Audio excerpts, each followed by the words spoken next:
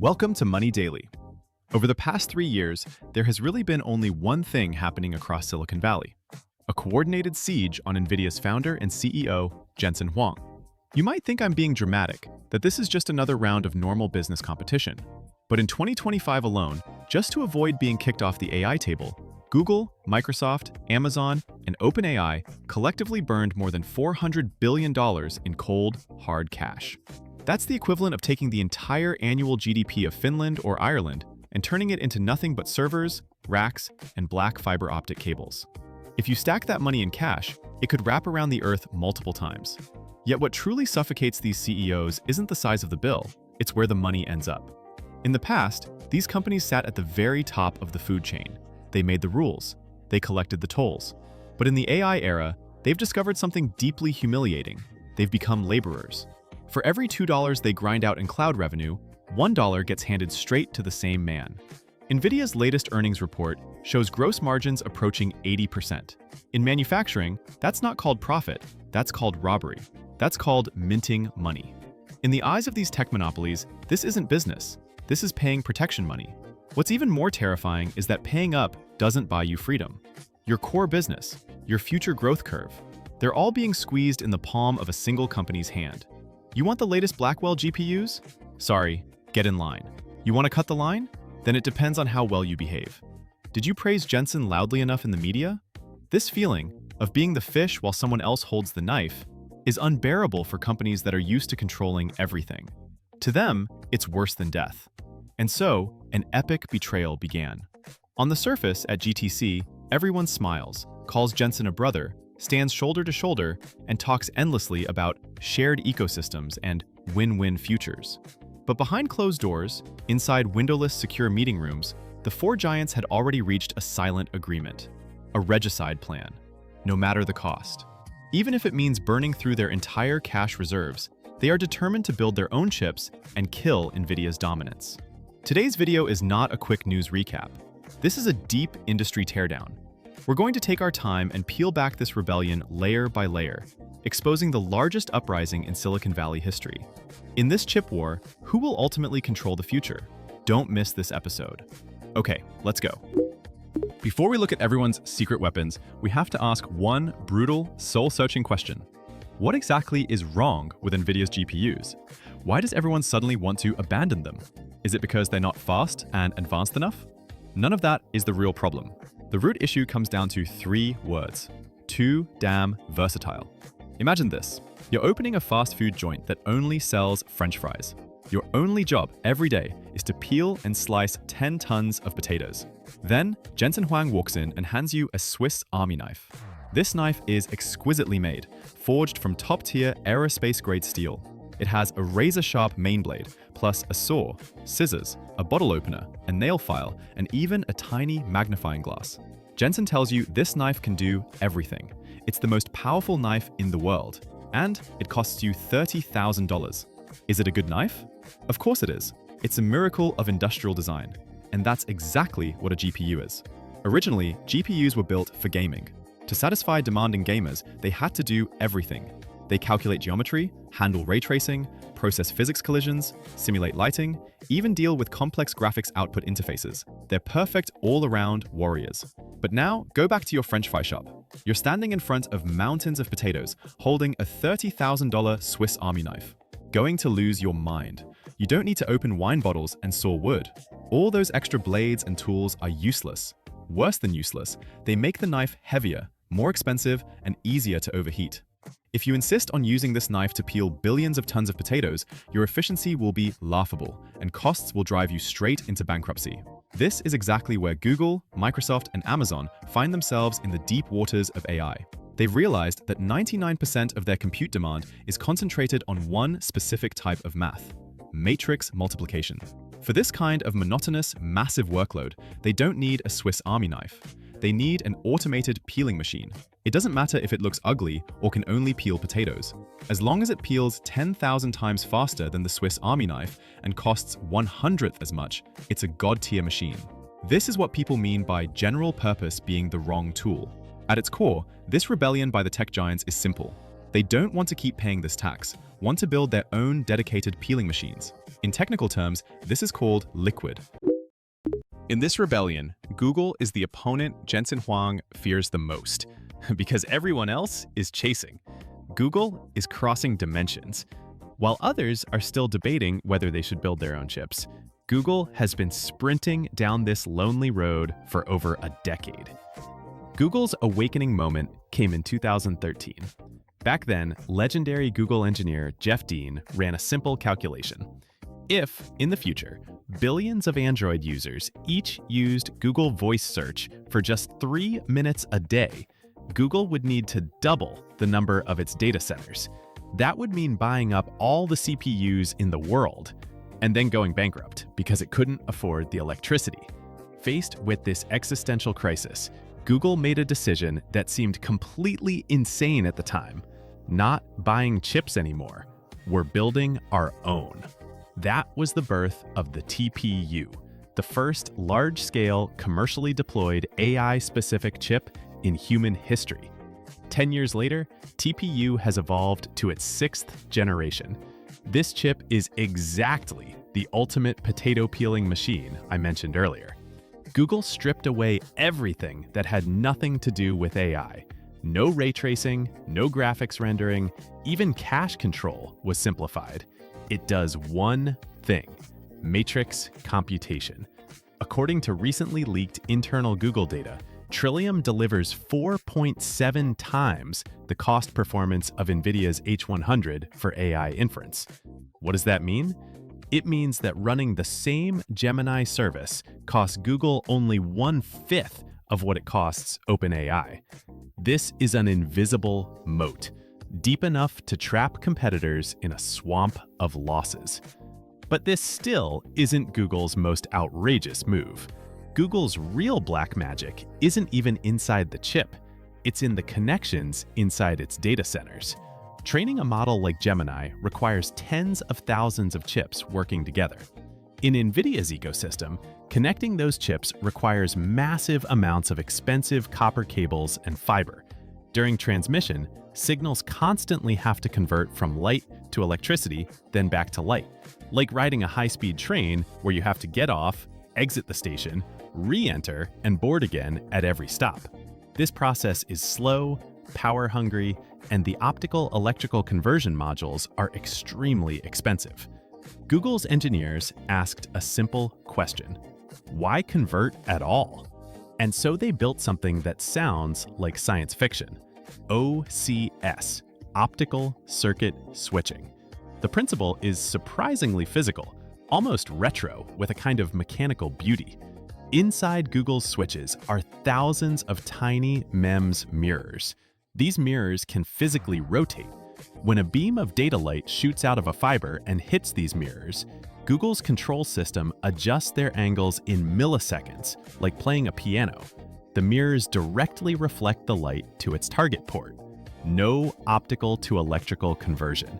Data bounces through the data center at the speed of light, like a pinball machine. The advantages are devastating. First, extreme energy efficiency, because the power-hungry conversion chips are gone. Second, future-proofing. Whether fiber bandwidth upgrades from 400 gigabytes per second to 800 gigabytes per second, or even 1.6 terabytes per second, the mirrors don't need to change. Light is still light. Mirrors just reflect it. Third, dynamic network reconfiguration. In traditional networks, once cables are plugged in, the structure is fixed. The network is dead. But in Google's maze of light, if there's a failure, one mirror turns and routes around it. If there's a sudden demand for massive bandwidth, mirrors turn and concentrate the flow. While Jensen is still selling expensive InfiniBand cables, Google is already playing with light itself. This is why Google dares to say, even if tomorrow I can't buy a single Nvidia GPU, my Gemini will still rule the world. Because Google didn't just build chips, they built an entire city of light. And that's Google, straight out of science fiction. Now we arrive at Microsoft. Compared to Google's obsessive extreme geek mindset, Microsoft's rebellion follows a path of radical pragmatism, or, to put it more bluntly, extreme frugality. Microsoft is the biggest financial backer behind OpenAI. Right now, every single time ChatGPT answers you with a simple hello, Microsoft's data centers are burning money. To stop the bleeding, to force costs down, Microsoft made an incredibly bold, some would say heretical, technical gamble with its in-house chip, Maya 100. That gamble has a name: sacrificing precision. To understand this, we need a tiny bit of computer fundamentals. In traditional scientific computing, accuracy is everything. Data is usually stored using 32-bit floating point numbers. It's like doing accounting down to dozens of decimal places. That's extremely precise, but it's also extremely expensive. Long numbers take up massive memory and are slow to compute. Microsoft's researchers discovered something shocking. AI doesn't actually care that much about precision. Modern deep learning models are incredibly resilient. They don't need that level of accuracy. Think of a 4K ultra-high definition photo. Now, compress it into a blocky, mosaic-style pixel image. Sure, it's blurry, details are gone, but you can still instantly tell. This is a cat. AI works the same way. Even if the data is a bit fuzzy, it can still understand your intent. So on Maya 100, Microsoft went all in on this idea. They introduced a new compressed data format called MX, chopped long numerical representations down to just a few bits. As a result, for the same chip area, because the data is shorter, Microsoft can pack in far more compute units. Memory that used to hold 100 parameters can now hold 800. Performance explodes, costs collapse exponentially. Microsoft traded lossy compression for extreme optimization of inference costs. And then they did something that gives Jensen Huang real headaches. To lock in customers, Nvidia built an expensive proprietary networking system called InfiniBand. It's like building a private racetrack just for Ferraris. If you want to drive my car, you have to build my road and buy my barriers. Microsoft said, no, I'm using the cheapest cable possible. Maya chips are directly compatible with standard Ethernet. Yes, literally the same kind of network cable you use at home. Microsoft integrated a custom communication protocol inside the chip, allowing cheap Ethernet to deliver performance close to specialized networks. What does this mean? It means Microsoft doesn't need to tear everything down to rebuild for AI. Yesterday's racks running Office 365 and Outlook email pull out the old cards, plug in Maya, and today they instantly become supercomputers training ChatGPT. This is the confidence of the world's second largest cloud provider. Microsoft isn't chasing Google's obsession with light-speed perfection, but it will always chase the best value, the most compatibility, and highest return per dollar. This is the ultimate victory of engineer-driven pragmatism. Next, we turn to the king of cloud computing, Amazon AWS. This company has two words written deep into its DNA: control. As the world's largest logistics and cloud services company, the one thing Amazon hates more than anything is an uncontrollable supply chain. Betting its entire future on the delivery capacity of a single man, Jensen Huang, is absolutely unacceptable to followers of Bezos. WS's counterattack hits hardest with one move that can be summed up as holding the emperor hostage to command the lords. And in this case, the emperor is OpenAI's strongest rival, Anthropic, the company behind the Claude model. Amazon handed Anthropic $4 billion, but this money wasn't free. The conditions were brutally strict, borderline tyrannical. You must use our in-house chips to train your most powerful models. At the time, this was seen as a massive gamble. The industry consensus was clear. Only Nvidia's ecosystem could train top-tier AI models. Using anything else was suicide, burning tens of billions of dollars for nothing. But AWS forced it through with money and overwhelming engineering muscle. They built a supercluster in Ohio, Project Rainier, deploying 100,000 Trainium chips. And the result is now obvious to everyone. Claude shattered the myth that only Nvidia can do real AI. Beyond strategic chokeholds, AWS also has a killer move at the hardware level: the natural system. This is a truly genius design. In traditional cloud servers, the CPU acts like a greedy middleman landlord. It has to do customer computation and handle networking, firewalls, storage management, all at the same time. The result? About 30% of the compute power customers pay for gets eaten up by system overhead. Basically, kickbacks to the landlord. AWS thought this was unacceptable, so they spent years developing a dedicated natural card. This card plugs directly into the server and kicks the middleman out entirely. All management tasks, security, networking, everything gets offloaded to the natural card. The main CPU and AI chips can now focus 100% on computation, with zero distractions. AWS's strategy mirrors its e-commerce logic perfectly. Squeeze every last drop out of the sponge. Eliminate losses with natural. Crush costs by driving chip prices down. Lock in demand by binding Anthropic. What AWS has built is a tightly sealed, perfectly optimized compute logistics empire. Finally, we have to talk about the one player that gives Jensen Huang the biggest headache and has the most delicate relationship of all: OpenAI. If the first three companies are building chips to save money, OpenAI is doing it to survive, to evolve. Chain of Thought AI starts behaving more like a human. Before speaking, it runs internal reasoning, self-reflection, and multi-angle analysis. So what does this mean for chips? This isn't just a UX change. This is an earthquake in the underlying compute logic. It means inference compute demand will explode exponentially. In the past, answering one question might take 1 second of computation. Now, with slow thinking, the model may compute for a full minute in the background. That's 60 times more compute. If OpenAI keeps running this kind of slow thinking on expensive Nvidia H100s, every single answer would lose several dollars. That's not a business. It is burning money to stay survival. So OpenAI has no choice but to build its own chips. And they're not building general-purpose GPUs. They're building an ultra-specialized inference monster.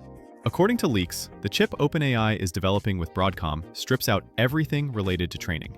Things like backpropagation circuits are gone. This chip exists for one purpose only: running models. Its goal is to drive the marginal cost of inference down to nearly zero. OpenAI's ambition is terrifyingly big. Sam Altman plans to build compute clusters at the tens of gigawatt scale in the coming years.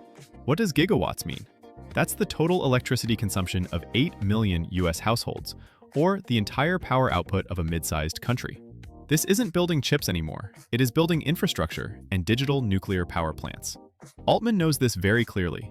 If OpenAI can't make its own chips work, then so-called AGI will forever remain an expensive toy inside a lab, burning cash, never reaching ordinary people. At this point, you might ask, sure, these internet companies are great at writing code, but chip making is atomic-level, bleeding-edge science. Where does this capability come from? Google, OpenAI, some of these companies probably don't even own the full software suite to design chip layouts. How could they possibly build 3-nanometer chips? And that brings us to the final twist of this war. Two shadowy winners, hiding in the background, quietly making fortunes. They're like the shovel sellers in a gold rush, or the arms dealers in a war. The first winner is Broadcom. Do you really think Google and OpenAI are drawing chip blueprints themselves? No. They provide the ideas, the algorithms, the logic. But the company that actually turns those ideas into circuits on silicon that solves the physical problems of heat dissipation, power delivery, signal integrity, and interference, that's Broadcom, like an elite custom chip foundry for hire. Its CEO, Hock Tan, is an exceptionally sharp businessman and a ruthless negotiator. He saw this situation long ago. You all want to rebel against Nvidia, but none of you can get rid of me.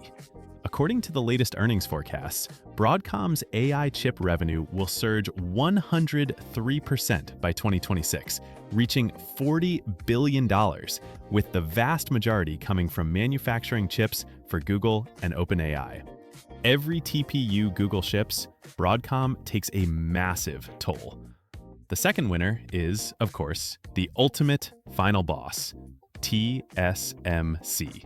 Whether you're Jensen Huang's Nvidia or the Rebel Alliance, Google, Microsoft, AWS, even Broadcom, you can fight all you want. But in the end, you all have to obediently take your designs and fly to Taiwan, to fabs in Hsinchu, or to Arizona, and line up for production. Is this a zero-sum game? Not for TSMC. Nvidia's chips don't just rely on TSMC's most advanced process nodes. They also depend on TSMC's CoWoS advanced packaging technology. Meanwhile, Google and Microsoft's in-house chips may use slightly older process nodes to save money, but they still consume massive amounts of TSMC's capacity. The reality now is this: TSMC's capacity is locked up. By 2026, whoever can secure TSMC's production slots earns the right to sit at the table. TSMC is the true, unshakable center of power. So, will Nvidia die? My answer is simple: absolutely not. Nvidia still possesses the most powerful hardware and software ecosystem on the planet. For most companies outside of these four giants, buying Nvidia remains the only real option.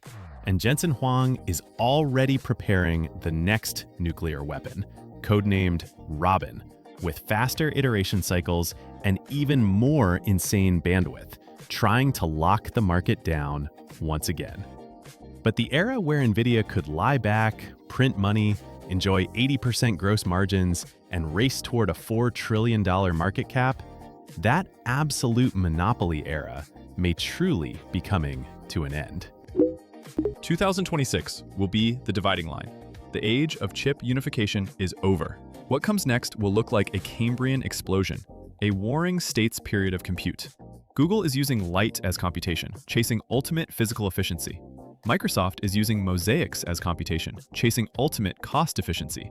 AWS is using logistics networks as computation, chasing ultimate control. OpenAI is using slow thinking as computation, chasing ultimate intelligence evolution. This fragmentation, this chaos, this explosion of paths, that's what technology is supposed to look like. And for us, ordinary consumers, this is incredibly good news, because only competition can drive the cost of AI down. Only when compute becomes as cheap and ubiquitous as water and electricity will the AI era that truly changes our lives actually begin. This Silicon Valley Avengers saga is only halfway through. Will the old king defend his throne, or will new kings establish a new order? We'll be watching.